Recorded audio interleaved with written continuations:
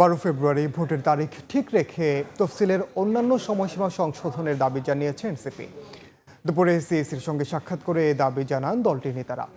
মুখ্য সমন্বয়ক নাসির উদ্দিন পাটোয়ারির নেতৃত্বে দুপুরে আগারগাঁওয়ে নির্বাচন ভবনে যান প্রতিনিধি দল। সিইসির সঙ্গে প্রায় 1.5 ঘন্টা বৈঠক শেষে মুখ্য সমন্বয়ক জানান, প্রবাসী ভোটারদের নিবন্ধনের সময়সীমা আরও বাড়ানোর প্রস্তাবে ইসি ইতিবাচক আশ্বাস দিয়েছেন।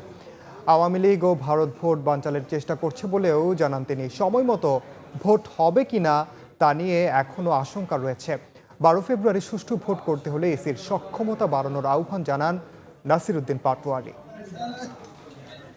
নির্বাচন কমিশনের অনেকগুলো আশঙ্কা আমরা দেখতে পেয়েছি, সেগুলোর বিষয়ে আমরা ওনাদেরকে সতর্ক করেছি, অ্যালার্ট করেছি, যাতে ওনারা ওই বিষয়গুলো মানিয়ে সুন্দরভাবে ইলেকশনটা আয়োজন করতে সক্ষম হয়।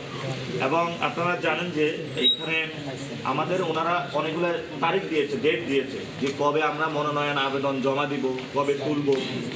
তো সেই বিষয়গুলো ওনাদের রিথিঙ্কিং করা যায় কিনা সেটা নিয়েও আমরা ওনাদেরকে ভাবনার জন্য আজকে অনুরোধ জানিয়েছি।